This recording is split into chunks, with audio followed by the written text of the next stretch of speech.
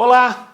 Vocês certamente já ouviram falar numa tempestade que atingiu o Brasil com força em 1968. Ela é conhecida como Tropicália e a gente não sabe até hoje se ela passou ou não. Quem conta mais pra gente sobre a Tropicália, sobre essa tempestade, as bonanças que ela trouxe, é o professor Carlos Pires, da Universidade Federal do Rio de Janeiro. Fique à vontade, obrigado por essa participação. Conta pra gente, por favor, essa tempestade um dia passou? Tempestade é uma boa imagem, né? Mas eu acho que eu diria um furacão mesmo, né? Que começou na segunda metade ali de 67 e terminou, curiosamente, com as 5, né? Então, na verdade, é um furacão e um furacão relativamente curto, né? A gente fica com uma ideia de que o tropicalismo é uma coisa que se estende, né, por um certo tempo, no final dos anos 60, mas não, o AI-5 coloca um fim, né, prendendo o Gilberto Gil e Caetano Veloso, que foram os primeiros presos, né, que o AI-5 gerou, né? Então a gente tem, de fato, um furacão, né, um furacão que qualquer um que assista, por exemplo, as imagens dos festivais de 65, 66 e 67, e depois faz um corte e assista os de 68, vai perceber que existe praticamente duas realidades em jogo ali, né?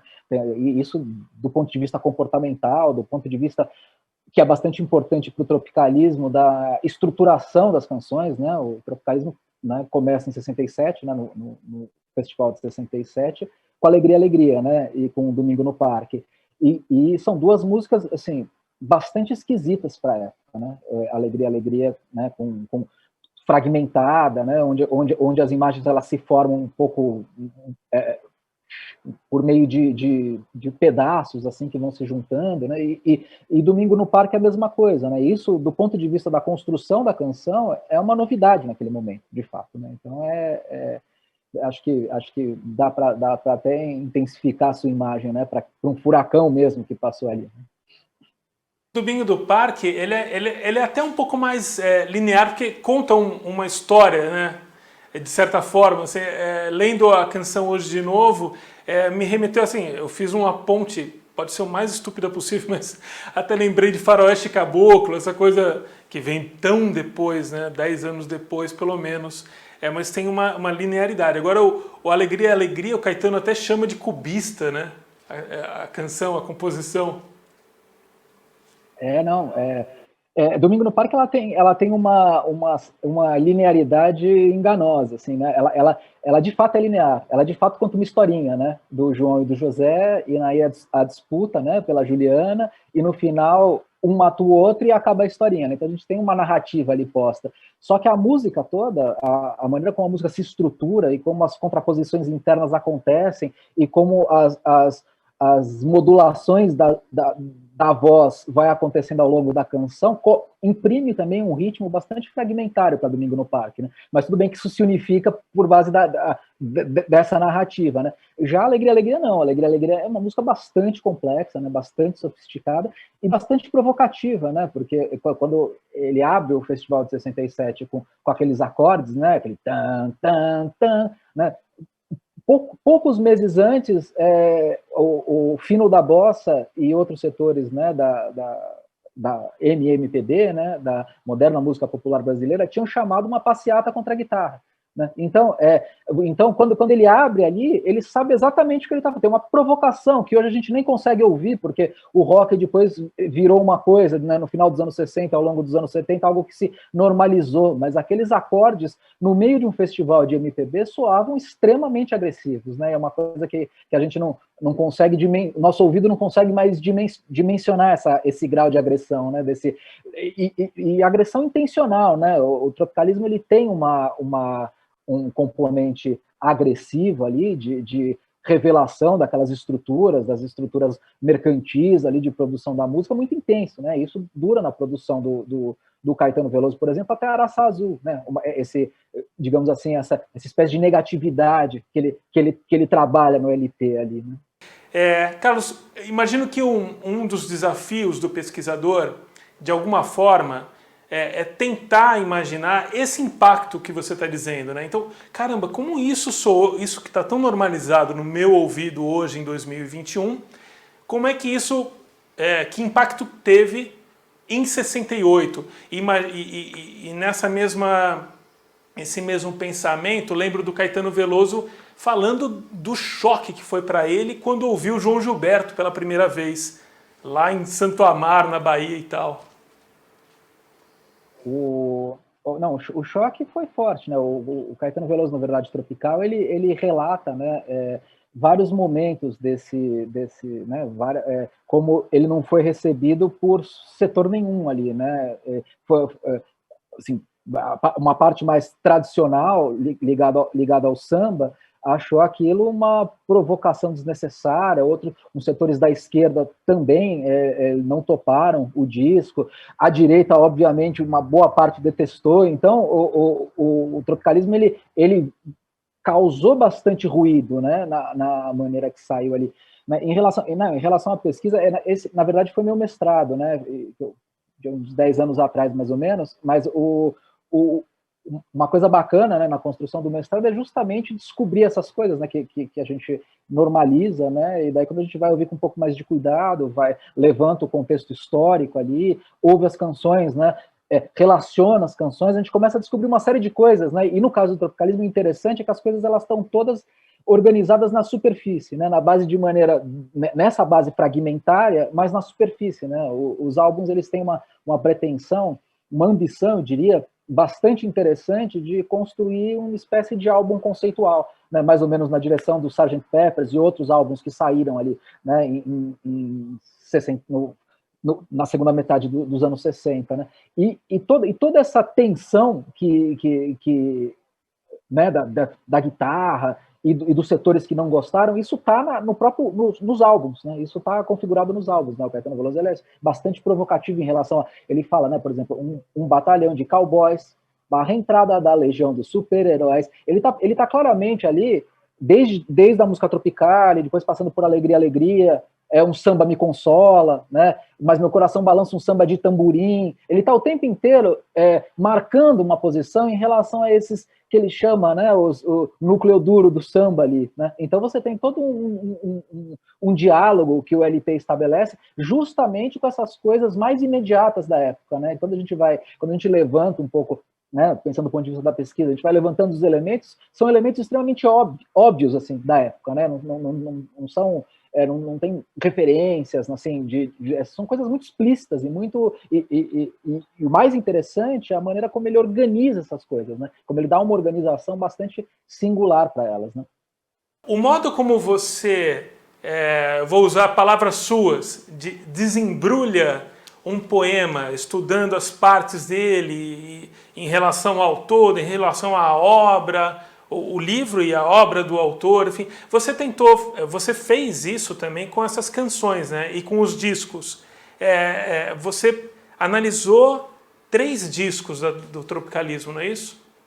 Isso, né? 2 que são relativamente conhecidos, né? Que é o disco do Caetano Veloso e o disco do Gilberto Gil, e um outro que saiu um pouco do horizonte, né? Das pesquisas até os anos 90, que é o Grande Liquidação do Tom Zé, que é um disco brilhante, genial, mas ele o caminho, né, de consagração tanto do Caetano Veloso quanto do Gil foi diferente do Tom Zé, né? O Tom Zé ele continuou apostando numa experimentação radical, né? E isso foi colocando ele um pouco à margem do mercado musical, né? Enquanto o Caetano Veloso, depois, como ele mesmo diz no Verdade Tropical, depois de Araçá Azul, e do fracasso comercial, que foi o maior fracasso, né, segundo o André Midani, comercial da indústria fonográfica da época, né, depois do Araçá Azul, ele faz uma aposta mais ligada à questão de, como ele mesmo diz, de tentar subir o padrão da média da produção da MPB. Né? Então ele deixa um pouco de lado essa perspectiva crítica, negativa, né? Como ele mesmo diz, né? Alegria, Alegria é um começo de um remexer no lixo, de uma descida ao inferno, né? Que ele começa a fazer ali no final de 67, e daí de Araçá Azul para frente ele chega e muda um pouco a perspectiva, né? Faz outros discos, né? Discos bem interessantes, mas são mas são distintos, né, desse tipo de produção ali que vai do disco tropicalista ali até Araçá Azul, né? Então aí você tinha me perguntado sobre a questão da análise, né?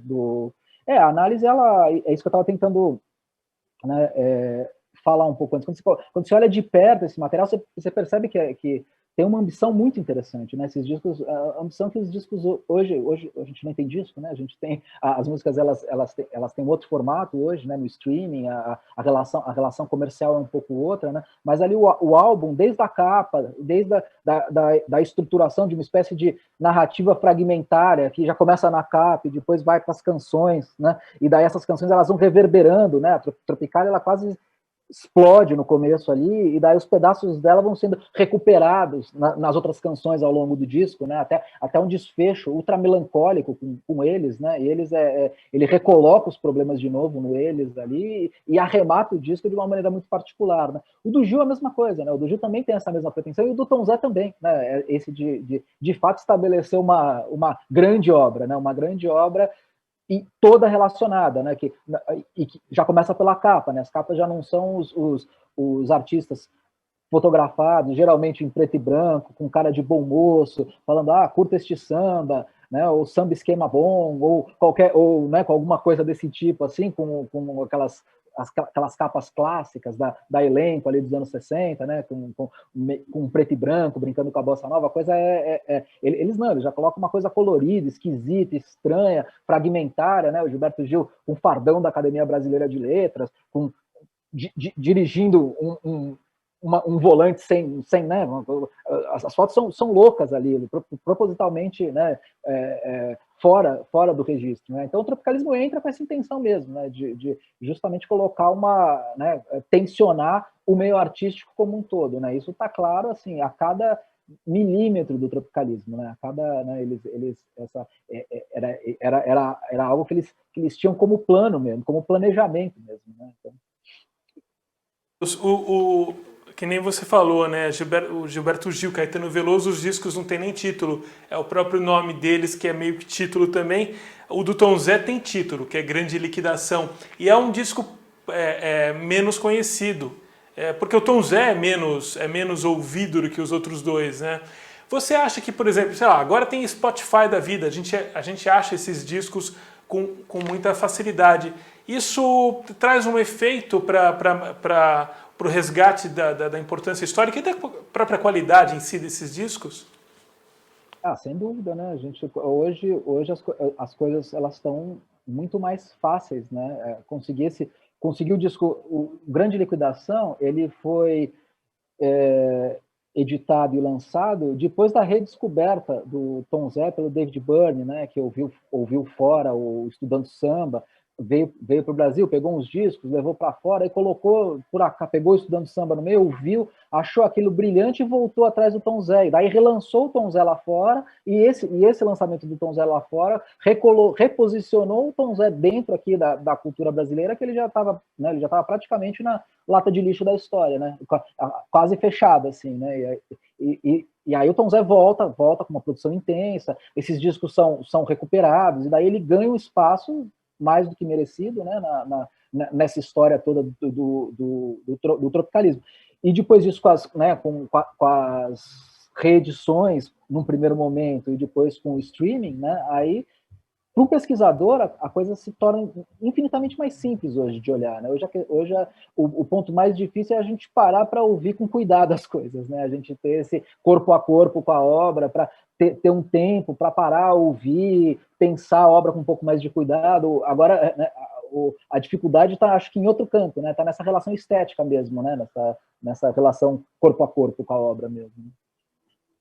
Eu vou te fazer uma pergunta meio besta, mas você ouviu, para estudar, você ouviu o disco vinil mesmo, ou ouviu arquivos digitais? Tem alguma diferença sensível entre esses registros, não? Tem sim, eu ouvi o disco os que eu consegui, né? O do Gilberto Gil e do Caetano Veloso, né? Que eu comprei enquanto fazia a pesquisa. E total diferença, né? A começar o vinil é diferente, né? Ele provoca uma atmosfera diferente, E ele tem também as dualidades, né? O lado A, lado B, tudo isso que é pensado nessa construção de um LP conceitual, né? Então, quando você vira do lado A para o lado B, por exemplo, do livro do LP do Caetano Veloso, você começa no lado B com Super Bacana, né?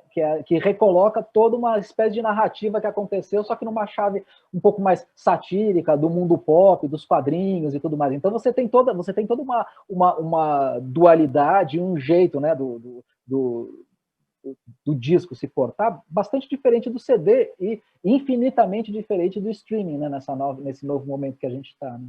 Onde as coisas, onde fica até difícil a gente pensar nessas relações, né? O streaming, a gente tem condição de estudar mais os discos, mas ao mesmo tempo pensar essas questões do álbum como estrutura e tal, isso se torna paradoxalmente um pouco mais difícil, né?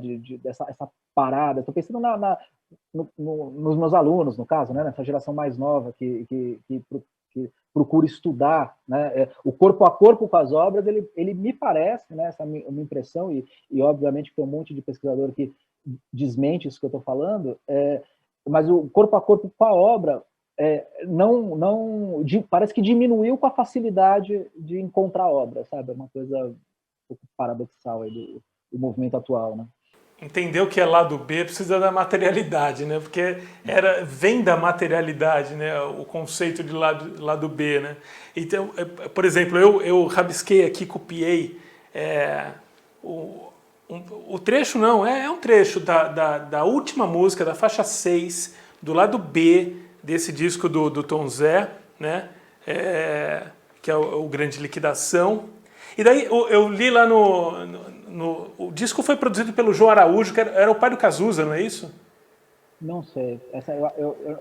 Eu não sei se foi produzido por ele, não. Eu sei que foram os maestros da nova música ali, estavam todos nesses discos tropicalistas, né? O Tom Zé sempre fala que o fato de você chegar num estúdio, tendo o Duprá, tendo o Júlio Medalha, arranjando as coisas todas, e ele acha que essa é uma das diferenças fundamentais ali na estruturação desses discos tropicalistas. Eles são, de fato, eles vêm de uma experiência da improvisação do teatro mesmo, né? Você tem, eles todos saem de uma relação com um teatro experimental feito coletivamente ali com o Boal, né? A Arena Canta Bahia, eles participaram disso tudo, né? Eles todos se encontraram no teatro e viveram uma atmosfera do teatro de produção coletiva de coisas antes de chegar no disco. Quando eles vão fazer o disco, você claramente percebe que o disco é feito com, você tem, né? Mesmo pegando Tropicália, a música que abre, você tem o começo, o baterista Dirceu começa a falar, aí o Júlio Medalha abre o microfone e grava aquilo, incorpora isso na canção. Então você tem toda uma experimentação que constitui o LP, e constitui nessa chave dessa outra arte forte que aconteceu na segunda metade dos anos 60, que foi o teatro, né? E o Boal, e o Teatro de Arena, e esses grupos teatrais ali que produziram de maneira super intensa no final dos anos 60. E teve o Duprá, ele já fazia parte da música nova, Gilberto Mendes, ligação com o concretismo, né? O concretismo realmente teve alguma influência nesse momento do tropicalismo, da Tropicália, ou é uma coisa menos identificável, assim, é só porque o Caetano falou disso? Eu acho que algumas coisas até explícitas, né, do álbum coletivo de 68, o Bate-Macumba, por exemplo, é uma coisa que tem mais ou menos uma tentativa de fazer uma construção concreta ali numa canção. Voltando um pouco antes, né, e pensando na polêmica assim da arte concreta e neoconcreta, né, a gente tem o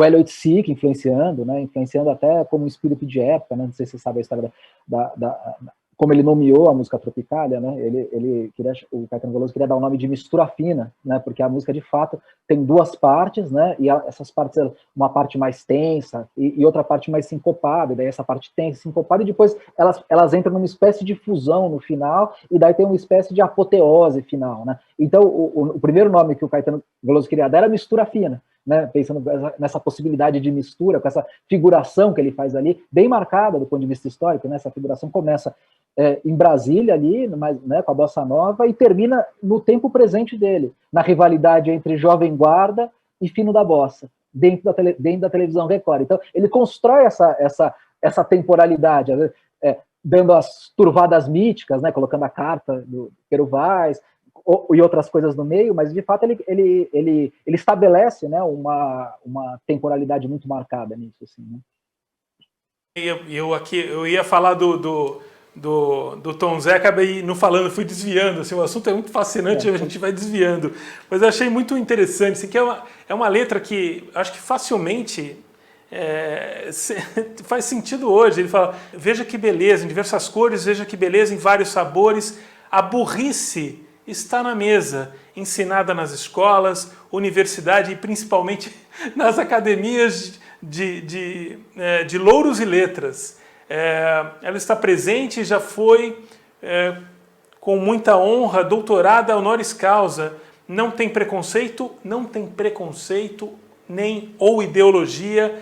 Anda na esquerda, anda na direita, não tem hora, não escolhe causa. Não tem hora, não escolhe causa e nada rejeita. Carlos, é muito atual isso, né? E a música com um ambiente de canto caipira, ao mesmo tempo em que tem guitarra, órgão, essa mistura muito forte, né?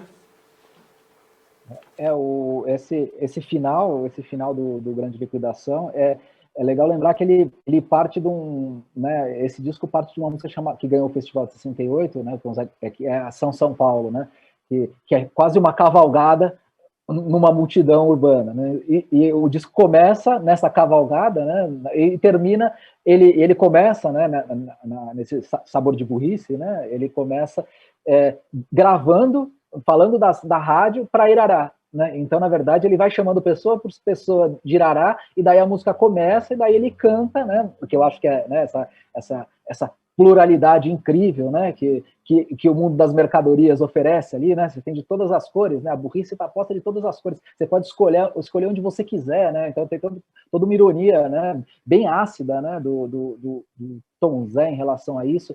E, de fato, isso, dentro do contexto da segunda metade dos anos 60, tem um livro muito bom de um sociólogo chamado Renato Ortiz, que chama A Moderna Tradição Brasileira, né? Na Moderna Tradição Brasileira, o Renato Ortiz faz uma pesquisa muito fina a respeito da transformação do mercado cultural, né, que acontece no Brasil justamente na segunda metade dos anos 60. Ele vê que na segunda metade dos anos 60 existe uma intensificação no mercado cultural, várias especializações surgem, né?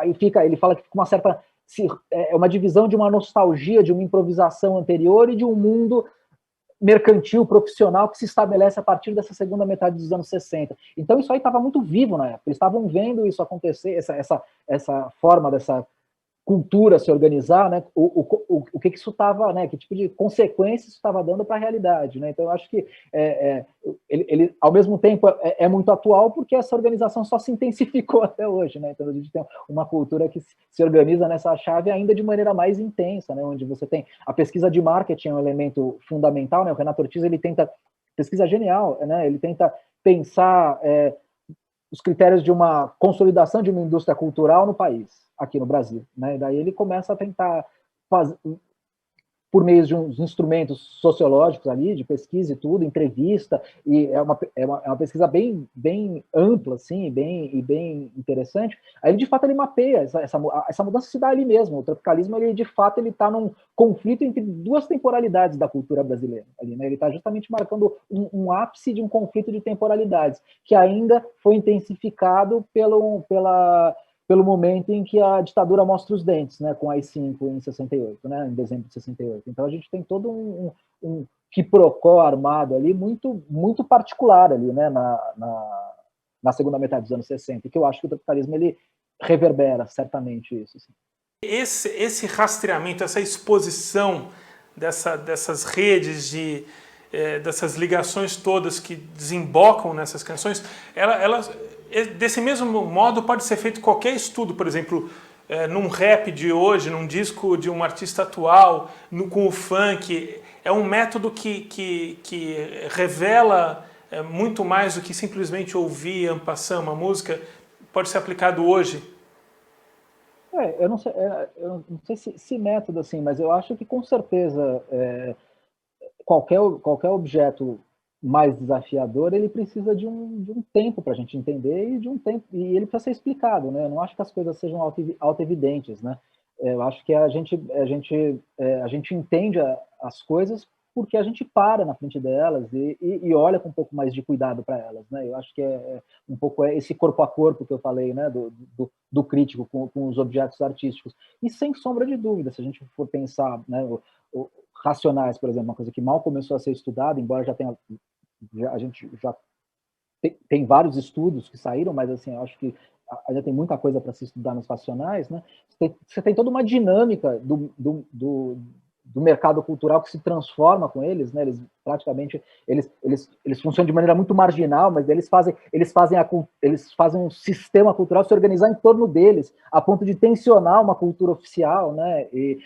Então, assim, isso pensando do ponto de vista de uma sociologia da cultura, fora a questão das letras, né, de como eles estruturam, né, as ideias ali, você tem algo realmente uma transformação muito efetiva acontecendo ali, né, com os Racionais, né? O Chico Buarque disse isso, né, quando ele ouviu Racionais, ele falou, meu tempo acabou, né, agora isso que está chegando é algo muito mais forte, mas claramente tem algo novo que surge aqui e o cara da grandeza do Chico fala, né, consegue entender que tem algo grande que surge e que ainda precisa ser explicado, né? Racionais ainda precisa ser explicado o que essas canções fazem, né? Como elas se estruturam e tal. Como eu já disse, já tem alguns trabalhos, mas assim falta muito trabalho crítico mesmo, né? Trabalho de observação, de pensar direito as canções e tudo mais. Vou usar, Carlos, esses minutos finais aqui para a gente poder falar desse seu trabalho na coordenação do Laboratório da Palavra, no PAC, que é o Programa Avançado de Cultura Contemporânea. Heloísa Buarque de Holanda que idealizou esse lugar na UFRJ? Ela e ela, né, junto com um grupo de pessoas, né, o lugar é muito bacana lá, né, os estudos que acontecem são incríveis, né, você tem lá a Universidade das Quebradas, né, o Laboratório de Práticas Feministas, né, e o Laboratório da Palavra, né, e esses lugares, a ideia, né, desse espaço é que as produções, as pesquisas, né, aconteçam de forma coletiva, com um compartilhando com o outro dentro do espaço, né? Então a ideia do espaço é incrível, né? E agora a gente está tentando transpor isso para as questões virtuais, né? Mantendo alguns projetos que a gente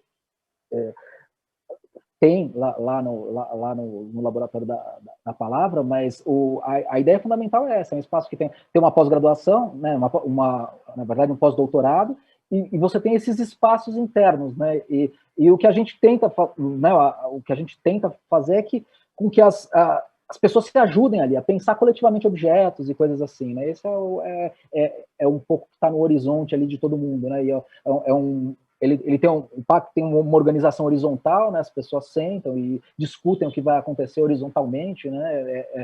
Elas têm um espaço de liberdade ali, de transformação do espaço muito interessante, assim. Para terminar, para fechar, uma desses 3 discos, qual é a música mais poderosa, a que você mais gosta, a que você tem mais carinho, a que você acha que sintetiza esse ano de 68 para o tropicalismo? Nossa, é difícil, hein? Deixa eu ver. O que eu acho incrível dessas músicas é que elas são potentes à medida em que elas se relacionam com as outras, né? Então, na verdade, quando você recorta uma e isola, né, você perde o que tem de mais precioso no disco, que é essa ambição, né? Que é essa ambição de fazer algo que começa a se organizar desde a capa até o texto da contracapa, que coloca o disco como uma homenagem ao João Gilberto, né? Aquela pergunta que eu acabei não respondendo, mas assim, ele termina e dedica ele fala, quem ousaria dedicar esse disco a João Gilberto, né, na contracapa? Então você tem um disco totalmente estranho, né, que não é um disco né, que passa longe de um disco de bossa nova, ao contrário do disco anterior do Caetano Veloso né, o Domingo, né, que era um disco que era uma tentativa mesmo. O Caetano Veloso todo mundo sabe, né, ele acha que a bossa nova foi uma das principais coisas da cultura brasileira, algo super intenso, né? E ele queria, não só ele, né? Ele, o Chico Buarque, Roberto Carlos, todo mundo tinha como modelo o João Gilberto, né? O João Gilberto era o grande modelo, né? Era o grande modelo ali né, que se forma, né? Como diz o Tom Zé, o primeiro momento em que a gente parou de exportar soja e começou a exportar grande cultura, né? Então a gente tem algo acontecendo ali muito particular e que influencia toda a geração, né? Desde a maneira de tocar o violão, a como se arranja as canções. De fato, o João Gilberto ele promove um giro ali bastante importante ali no final dos anos 50. E uma coisa, e o João Gilberto, é sempre importante tentar diferenciar um pouco o João Gilberto da bossa nova, apesar de a gente olhar essas duas coisas completamente sobrepostas, elas não são, né? O João Gilberto é uma coisa particular, a bossa nova, ele está dentro um pouco, né, da bossa nova, mas a bossa nova ela se desenvolve um pouco dentro de um espírito cultural um pouco outro, né? Você tem, né, o João Gilberto, eu acho que ele vale, quando a gente for olhar e ouvir, pensar, descolar ele um pouco da bossa nova, que a gente consegue entender um pouco melhor essa história toda, eu acho, né? Na intuição que eu tenho, assim, né? Aí já fica plantada uma semente para um outro bom papo. Carlos, muito obrigado pela participação, por esse papo com a gente. Espero encontrá-lo de novo logo aqui também e fora. Eu que agradeço, cara. Valeu pelo convite.